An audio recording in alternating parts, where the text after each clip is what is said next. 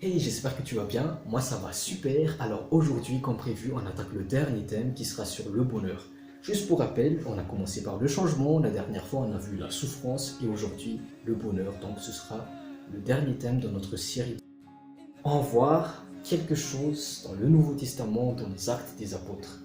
Mais avant toute chose, ne prends pas juste ce que je dis, juste comme ça, mais toujours vérifie dans la parole de Dieu si ce que je dis est exact ou pas, parce que moi je peux me tromper, l'être humain peut se tromper, mais la parole de Dieu est la vérité. Et cette parole de Dieu même nous dit d'examiner toutes choses et de retenir ce qui est bon. Et donc pour ce thème, on va voir ensemble une aventure de Paul et Silas qui se trouve dans les Actes des Apôtres au chapitre 16. En fait, Paul et Silas vont de ville en ville pour prononcer la bonne nouvelle de Jésus-Christ aux gens. Et pendant qu'ils sont dans cette mission, en fait, voilà qu'une femme va les poursuivre, vont les accompagner en fait pendant un bout de temps. Mais cette femme, elle est possédée par des démons. Elle disait aux gens, voilà, écoutez ces garçons, écoutez ces hommes, parce que ce sont des hommes de Dieu et ils annoncent la bonne nouvelle, ils annoncent la vérité. Ça commence à fatiguer Paul un peu, il se dit, ah, ça commence à être lourd quoi, elle me fatigue un peu cette femme-là. Du coup, il va se tourner et il va ordonner au nom de Jésus-Christ que les démons de cette femme sortent d'elle. Les démons qui possédaient cette femme sont partis et du coup, elle est délivrée et elle n'a plus continué à les suivre. Mais le problème, en fait, c'est que cette femme, elle avait des supérieurs, des maîtres. Ces maîtres pouvaient faire beaucoup de profit, en fait, parce que du coup, quand cette femme était possédée par des démons, elle pouvait faire des prodiges, des magies et ce genre de choses, quoi, qu'on peut en voir partout dans le monde maintenant, comme des voyants et ce genre de choses, en fait.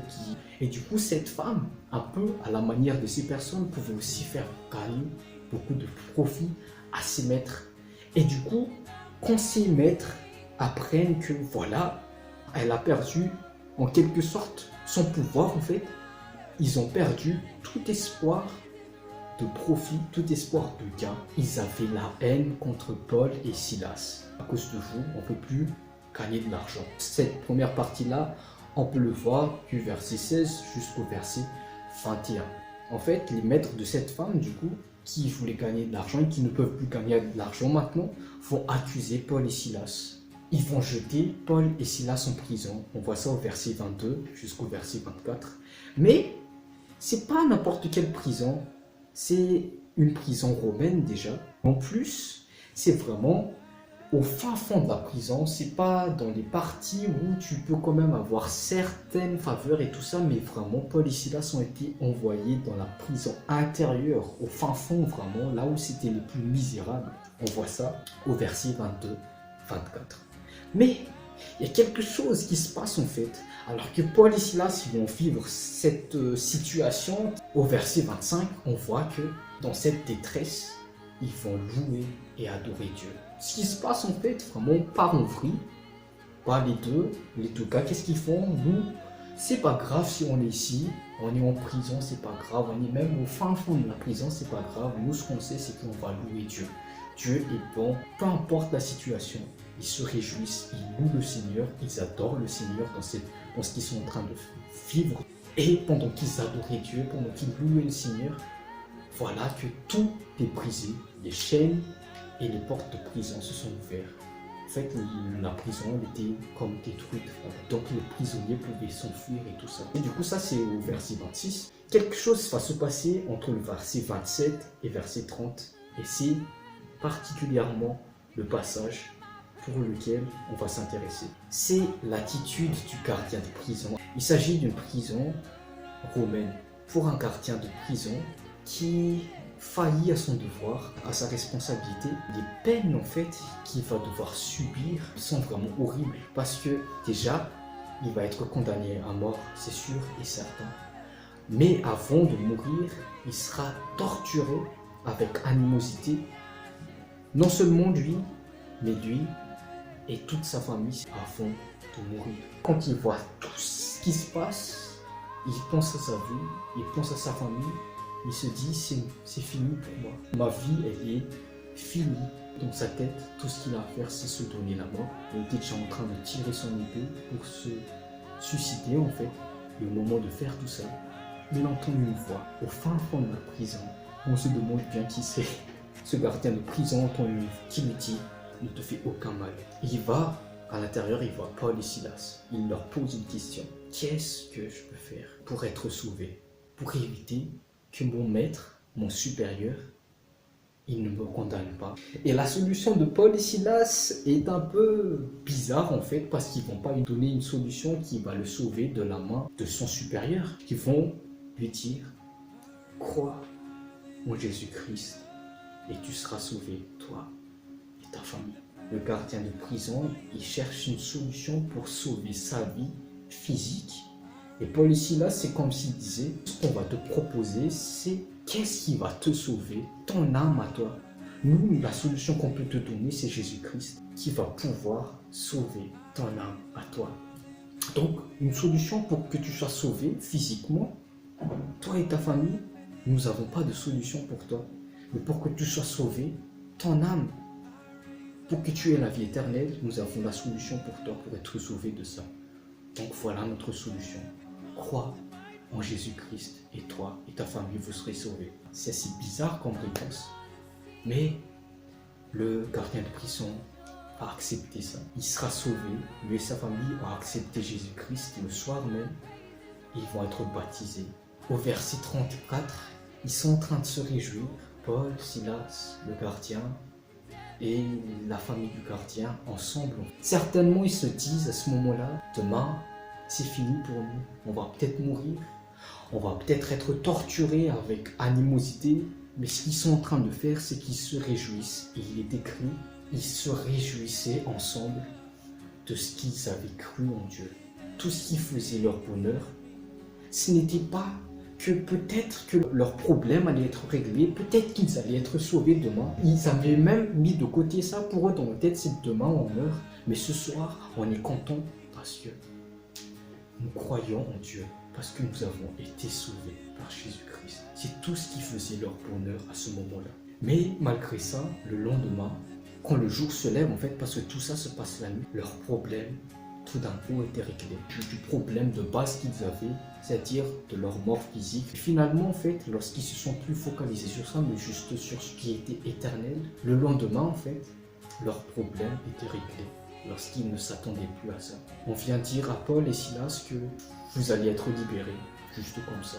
Et Paul, lui, il va révéler quelque chose en fait. Vous allez nous délivrer comme ça, secrètement, alors que vous avez fait emprisonner des citoyens romains. Paul est en train de dire que moi, j'ai une identité romaine, en fait, j'ai une civilité romaine en fait, qui faisait en sorte en fait qu'on ne pouvait pas l'emprisonner à ce moment-là, surtout pour des raisons qui n'avaient rien à voir du tout, qui ne méritent pas du tout la peine de prison quoi. Et donc quand les supérieurs du gardien entendent que waouh, nous avions fait emprisonner un citoyen romain, ils étaient troublés. Allez-y s'il vous plaît, mais ne dites à personne ce qui s'est passé ici, ne dites à personne que vous avez été emprisonné, tout parce que nous on va en prendre cher en fait à cause de ça.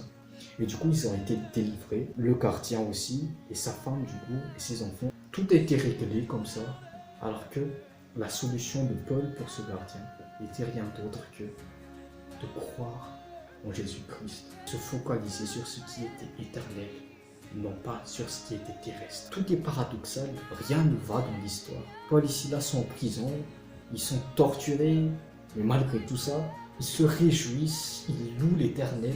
Et voilà qu'ils sortent de là et que quelqu'un leur demande de te sauver d'une mort physique. Eux, ils proposent une solution.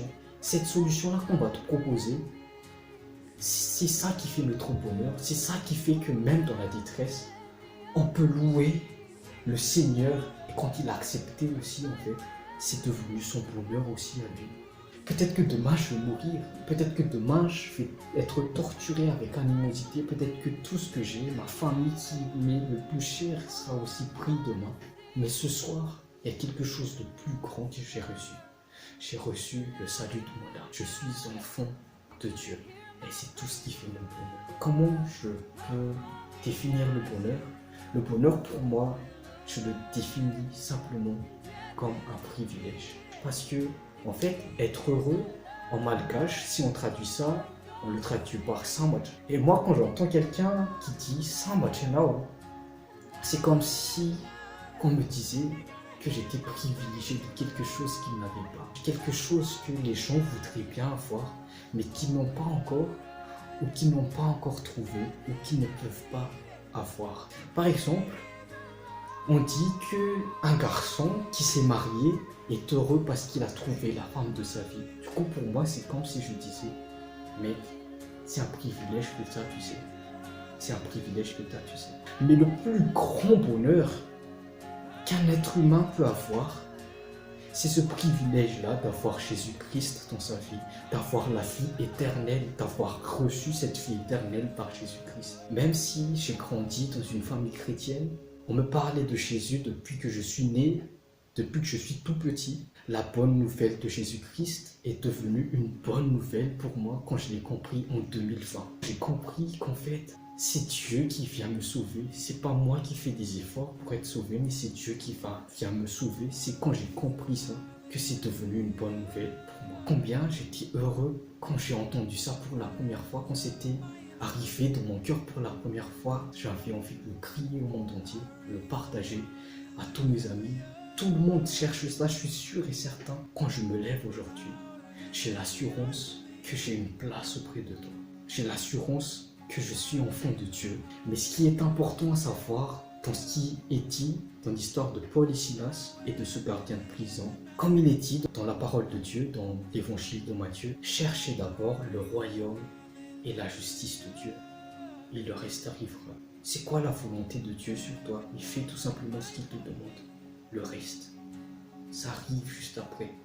Parfois, tu vas même l'oublier comme ce gardien de prison. Peut-être que ça n'arrivera plus. Peut-être que c'est fini pour moi. Je vais tout simplement me contenter de me réjouir de ce moment où je sais que je suis sauvé. Mais finalement, le reste, c'est pas quelque chose que j'ai même à demander. Ne vous souciez pas du lendemain. Est-ce que tu as déjà vu les oiseaux du ciel? Tu as déjà vu les animaux? Tu les as observés? Comment tu prends soin d'eux? À combien toi-même tu es important? Mais cherchez d'abord le royaume et la justice de Dieu. Et tout ça vous sera juste donné en plus. Ne vous réjouissez pas de ce que vous pouvez faire, des miracles, ou que vous pouvez chasser des démons. C'est bien tout ça. Mais réjouissez-vous, parce que votre nom est écrit dans le ciel. Ça doit être la source de notre bonheur. Ne te réjouis pas parce que tu es heureux sur terre, mais réjouis-toi. Parce que ton nom est écrit dans le ciel quand tu as accepté Jésus-Christ. Le vrai bonheur, c'est un privilège. Beaucoup de gens ne l'ont pas encore trouvé. Mais si toi, tu as accepté Jésus-Christ, tu l'as. Et réjouis-toi de ce que tu as cru en lui. Sois heureux de ce que tu as cru en lui. C'est un privilège que beaucoup de gens cherchent encore mais n'ont pas trouvé. Beaucoup de gens ont essayé d'avoir mais n'ont pas eu. Dans l'Ancien Testament, des personnes ont attendu ce Jésus-Christ toute leur vie. Ils n'attendaient que ce jour arrive, mais ils n'ont pas vu ça de leurs yeux. Heureux l'homme dont l'Éternel oublie ses transgressions. Ils attendaient que ce bonheur arrive chez eux. Puis les disciples de Jésus ont vu ça de leurs propres yeux. Et nous recevons de tout ça aujourd'hui. Jésus-Christ nous introduit dans ce bonheur-là. Il agit un peu comme Paul et Silas. Finalement, quand on regarde l'histoire de Paul et Silas, pourquoi ils sont envoyés dans cette prison? Pourquoi ils ont dû vivre autant de choses? Finalement, Paul, il était romain. Il aurait pu éviter tout ça depuis le début. Cette carte n'a pas été jouée. Pourquoi il devait vivre ça? Pourquoi il devait souffrir ça? Pourquoi il devait arriver dans cette prison? Juste pour ce gardien de prison. Pour que ce gardien de prison soit sauvé. Et Jésus, il est comme ça pour nous.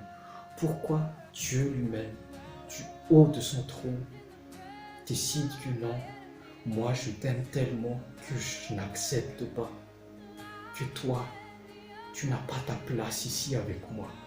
Donc je descends te chercher, je descends vers toi. Lorsque j'ai essayé pendant des années de chercher quelqu'un de parfait sur terre qui pourrait accomplir cette œuvre, j'ai envoyé des prophètes, mais non. J'ai mis une loi sur vous, mais non, ça n'a pas fonctionné. Je me suis même choisi un peuple pour que je puisse se distinguer, mais non, ça n'a pas fonctionné. Ils se sont détournés tellement de fois. Et puis, je me suis rendu compte que l'être humain n'est que souffle de vie. Il fait le mal. Mais j'ai une solution. Moi-même, je vais venir sur terre. J'abandonne mon trône pour toi, pour venir te sauver. Je vais souffrir à ta place. Oui, tu mérites la mort, mais moi, je ne veux en aucun cas que tu subisses ça. Tu as tellement de la valeur à mes yeux. Voilà comment est notre Dieu, notre Jésus-Christ. Voilà quel est ce bonheur qui n'égale aucun bonheur sur tout le monde entier. On a vu le changement, que quelque chose doit changer. La vie que nous menons sans Dieu ne va pas bien. Devoir vivre des souffrances parce que tout changement va passer sur la souffrance. Puis dans cette souffrance, Dieu sera toujours avec nous. Jésus-Christ sera toujours avec nous. Il sait ce qu'on peut chacun traverser, que ce soit grand ou petit. Le bonheur se trouve en lui.